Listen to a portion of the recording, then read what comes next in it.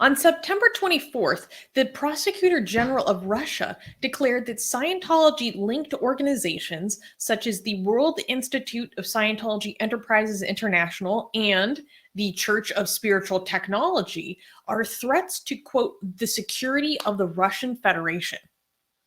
The announcement will be ratified by the Ministry of Justice, leading to these organizations being labeled as, quote unquote, undesirable foreign non-governmental organizations, or NGOs.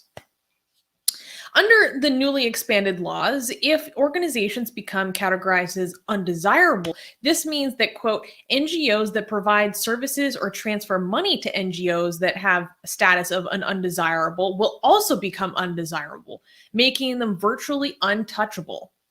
It's possible that this action is a prequel to the total ban of Scientology from Russia. As much as I hate the Church of Scientology, this is like, we can't endorse such level of tyranny by government. What do you think?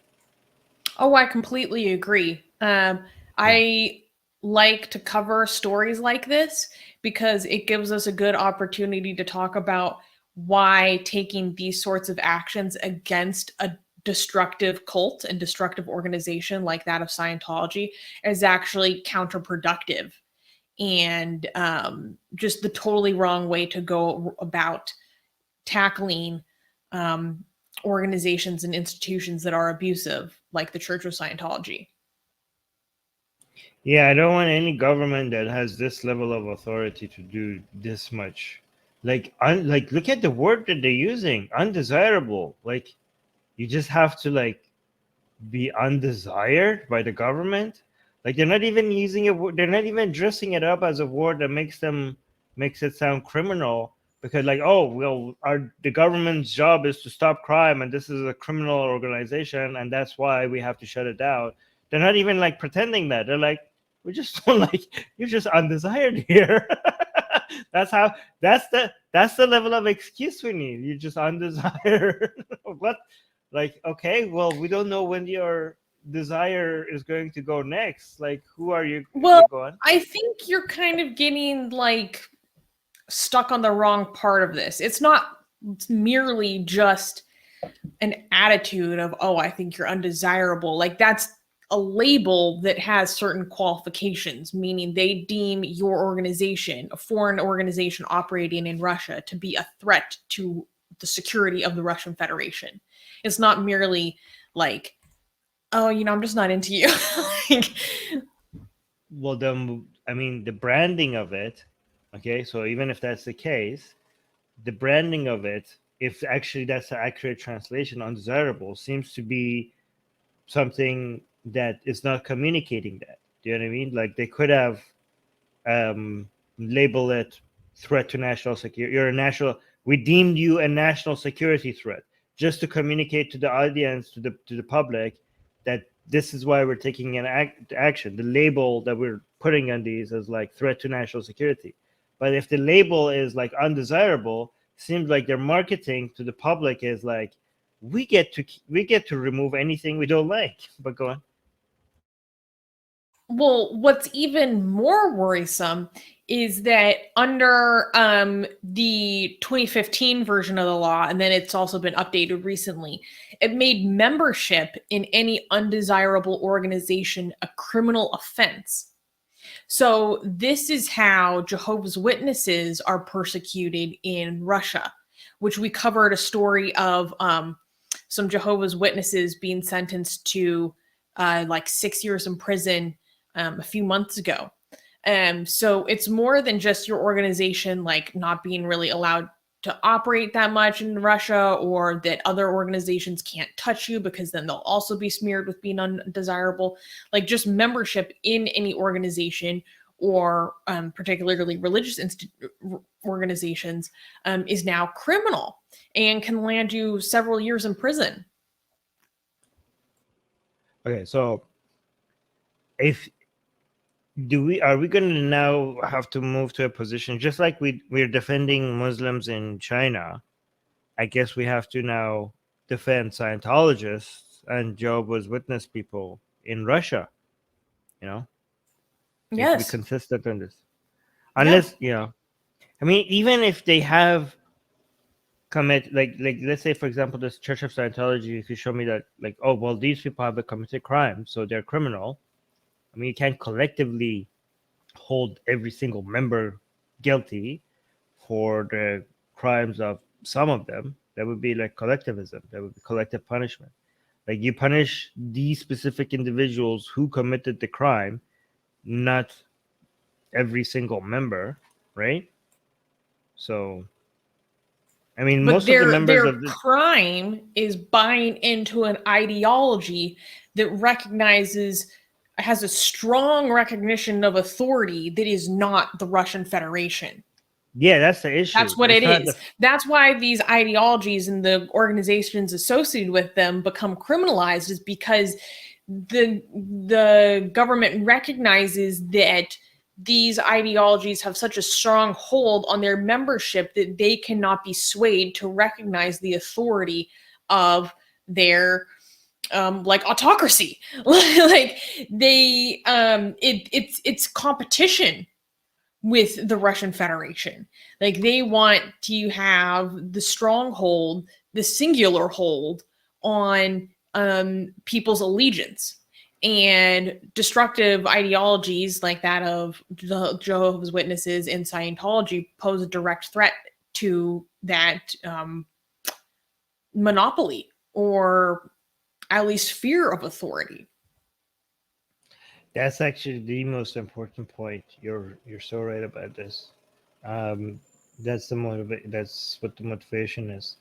And in fact, if you want to compare this to China, I think because Russia's government is weaker than China's government, so Russia, Russia's government, just like China's government, doesn't want to compete with other sources of influence inside their country. However, for Russia, Islam as a whole, or Christianity as a whole, or like the Catholic Church as a whole, for example, it's too powerful for you to try to make them to submit. You know what I mean? Those are bigger, more powerful institutions, right? But you can go after smaller ones like Scientology or Jehovah's Witness, I don't know, the Mormon Church or whatever. These are the ones that you can make sure that they don't become a competing source of influence. However, China is big and powerful enough to be like, no, we're actually going after the big boys as well. Like, if like Islam as a whole, it's going to be a Han Chinese version of Islam that we approve. Christianity, like, we're going to have a Chinese brand of Christianity that is completely loyal to The Catholic the Church state. has to negotiate with the government Yes. to have Catholic dioceses. And the Catholic Church doesn't negotiate with many other countries, right? So the fact that the Pope has to bend the knee to the communist state for them, and they have to, like, they change their own doctrine. Like, the Catholic Church never changes their doctrine, but in China, they're like, you will do a communist approved, like, not communist, actually, a Han Chinese approved version of this in China, or else you're not going to be here. And the Catholic Church bends the knee because that's what China gets to do. Again, Russia doesn't get to do that with the Catholic Church because they're not as powerful as China, so they do that with the Church of Scientology.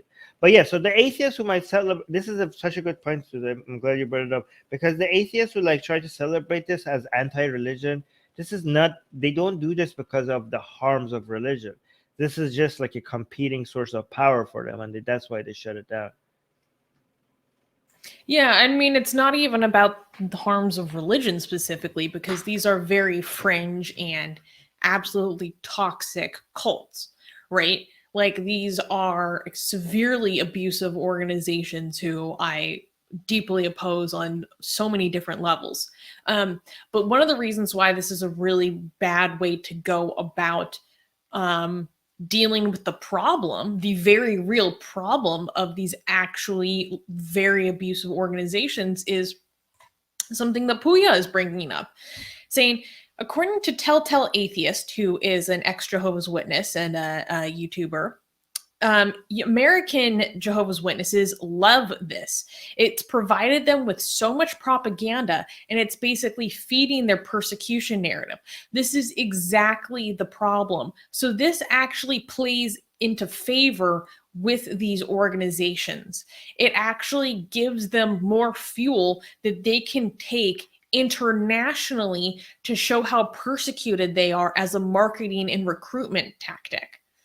Jehovah's Witnesses have such a persecution fetish that there is a Jehovah's Witness like museum somewhere. I can't remember if it's in America or maybe it's in South America, like Brazil, where you can actually go take pictures as if you are a jailed Jehovah's Witness in Russia, because the JWs have been dealing with this in Russia for a long time.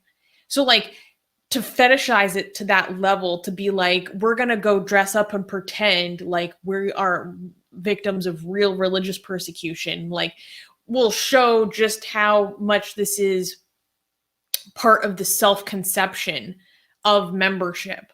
And Scientology is equally as guilty of using the persecution or supposed persecution of its members to reinforce to its current membership the urgency of their participation in the group. Yeah, in American Christians also read every time there's somewhere, they seem to be feeding on any form of Christian persecution anywhere around the world, just because there's not much of it happening in the United States. I wonder if we will fall. Like, I'm worried about atheist organizations also becoming like that. You know what I mean? Like, I want to, like, how do we avoid making it so that an atheist organization's activism and their existence is dependent on atheists being mistreated, and all of a sudden it seems like they are, just like celebrating every time an atheist gets like mistreated, just because that provides them an opportunity to become more relevant. You know what I mean? So I just want to make sure that we find a way not to become, sometimes I feel like some ex-Muslims seem to be just giddy over the fact that some ex-Muslim somewhere is in prison or on death row or something, because like, oh, this is our chance now to be more relevant and highlight the fact that we're victims and stuff. Like, how do we, I think my solution to, I've been thinking about this, and I'm like, I think my solution to make sure that, well, not make sure, to try to avoid that, is by celebrating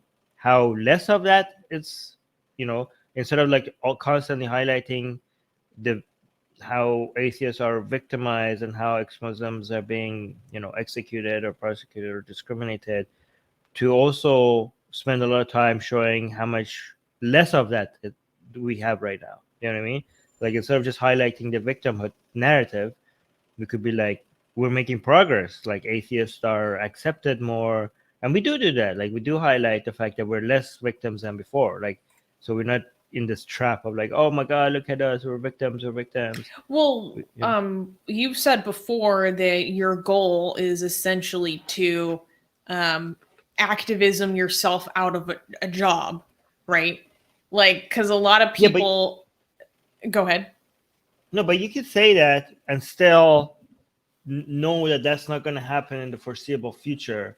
So you could still say that and still be like, oh, don't worry about it, guys, we're still going to have a lot to highlight. I still want to make sure that we're motivated, like, even we're motivated to highlight how, instead of saying like, oh my God, poor us, we could be like, no, not poor us, yay, we're like, look at atheist acceptance is going up here, we're less, we're less poor than before.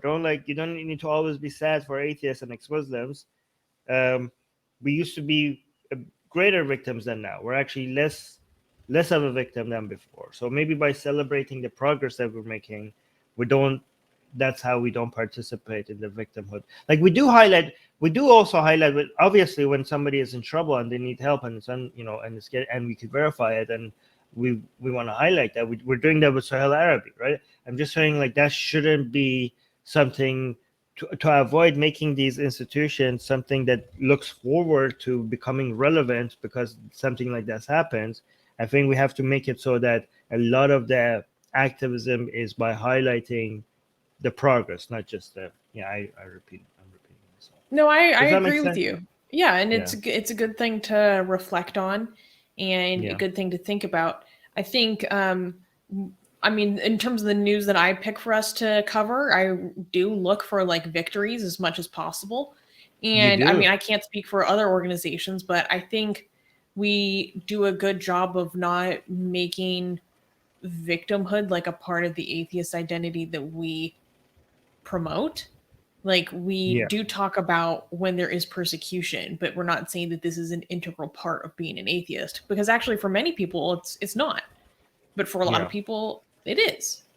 Yeah. Yeah. So I'm not saying I yeah. mean, No, I think the you fact that we're even having this conversation is a good sign. yes. We're very Good point. self-critical. Yeah. One last thing before we go to the next news, I just want to say, guys, like just because we're against the Church of Scientology, the members we see them as victims. Okay. So this is Mm-hmm. another reason why we're against this form of criminalization of just membership. These are people who are the member. A lot of the members of the Church of Scientology are the victims of Church of Scientology. So that's why you shouldn't see them as criminals the way Russia is. Like that's insane. Every single member is being criminal. Anyways, did you want to add anything or read anything before we go to the next news? Well, Doorknob Head is saying short answer, do what Susanna does. Yeah, yeah, that's actually a good rule Actually, to I go mean, by. just become educated about cult psychology and how destructive organizations recruit. I feel that that is a huge protective measure that you can take, and it's something that I've definitely learned and appreciate now that I'm the leader of an organization, having this knowledge of this, and it's something that I can watch out for and try to ensure that we're not reinforcing or passing on. So. Can we? Yeah, yeah. But by the way, everything I said, I'm not worried about that Atheist Republic at all, because at Atheist Republic we have Susie, and Susie, Susie does everything perfectly. There's no need to be worried about that. No, she does. I mean, I gotta go. well, you're very self-critical not just in public, but also you're too self-critical in private as well. So, like, she's like always wondering if she's doing things right. So that makes me, actually, yeah, you need to chill. Okay. Hey guys, if you're a fan of Blasphemy and Sexy Callie, like me, then you need to be sure to subscribe to our newsletter, link in the description below. Because if you subscribe, we will send you a free copy of our Blasphemous Art ebook. And let me tell you, it is the tastiest blasphemy that you can find anywhere available today. And we are so generous with our blasphemy that we continue to send you more blasphemy every week. So make sure to subscribe, link in the description below.